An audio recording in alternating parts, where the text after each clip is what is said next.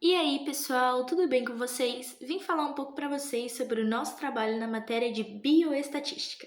O tema do nosso trabalho é análise da interferência do uso de telas na qualidade do sono em alunos da graduação. Os participantes desse trabalho são Paula Beatriz, que vos fala, Raíssa Alves e Victoria Machado. Vamos lá. Vim falar um pouquinho para vocês sobre o método que a gente utilizou. Então, o que a gente utilizou e por que a gente utilizou. Nós decidimos por utilizar um questionário digital para obter as informações necessárias. No total, a gente obteve 33 respostas. Nós utilizamos esse recurso por conta da facilidade e da agilidade em responder as perguntas online. Então, a gente está sempre com dispositivos na nossa mão, então é muito fácil da gente ter essas respostas e muito rápido também. No total, foram 5 perguntas no questionário, sendo 4 delas qualitativas e uma quantitativa. Então, a gente vai ver alguns exemplos das perguntas que tiveram no nosso questionário. Você costuma utilizar eletrônicos, celular, Kindle, tablet, entre outros, logo antes de dormir? Vemos ali que das 33 respostas, 93,9% responderam que sim. Na próxima, você demora para pegar no sono?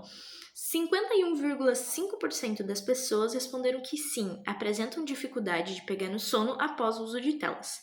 E 48,5% delas responderam que não, conseguem dormir com facilidade após o uso de telas. Quantas horas você dorme por dia em média? Então, 60,6 pessoas responderam que entre 6 e 9 horas e 39,4% responderam que entre 4 e 6 horas. Então, nós utilizamos essas respostas para o nosso trabalho. Eu vou falar um pouco sobre as hipóteses, né? A nossa hipótese nula seria que as variáveis são independentes, então o uso de telas não estaria afetando o sono dessas pessoas, e a hipótese alternativa seriam que as variáveis são dependentes, então o uso de telas afeta o sono. Bem, a gente utilizou o software Biostat para fazer os cálculos estatísticos, e então, para colocar no Biostat, primeiro a gente montou essa tabela de contingência. Bem, a gente teve um primeiro problema aqui, porque a diferença de alunos que utilizam e não utilizam telas antes de dormir foi muito grande e isso atrapalhou muito os cálculos.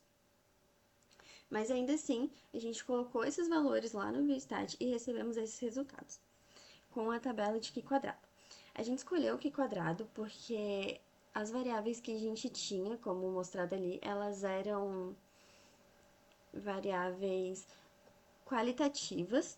Então, o Q quadrado seria o teste que nos ajudaria a descobrir, né, se as hipóteses seriam aceitas ou não. E aí, utilizando o Biostat com o cálculo de Q quadrado, a gente recebe esses valores aqui. Como o grau de liberdade ele é 1, a gente vai precisar olhar para a correção de Yates. Isso acontece porque percebeu-se que precisava de uma leve correção no valor para que os cálculos fossem certos. Bem, o valor que a gente teve foi de 0,49, o que é maior do que 0,05, e isso significa que a hipótese nula foi aceita. Então, estaria dito que não tem correlação. Isso muito provavelmente pela grande diferença de alunos que usam e não utilizam telas, tivemos esse resultado.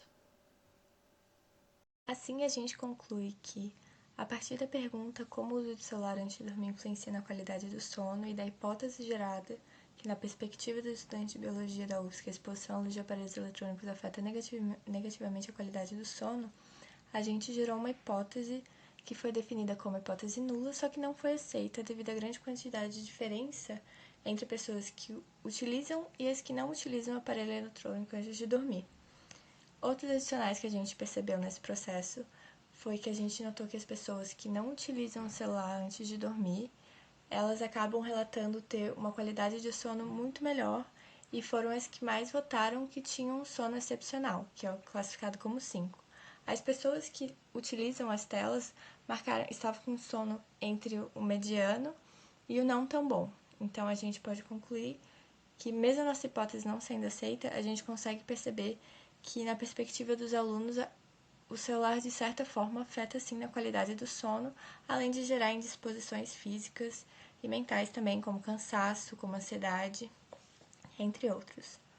Outras conclusões sobre o nosso trabalho foi que a gente percebeu que esse trabalho contribuiu muito para o entendimento da importância da bioestatística, tanto para as pesquisas científicas quanto para o nosso entendimento como futuros biólogos e também entender como a estatística no nosso cotidiano, como está presente a estatística no nosso cotidiano, que a gente normalmente não repara quando lê os artigos, a gente não percebe e agora a gente consegue entender por trás como funciona a lógica e o pensamento, a gente consegue ter uma opinião crítica a respeito dela.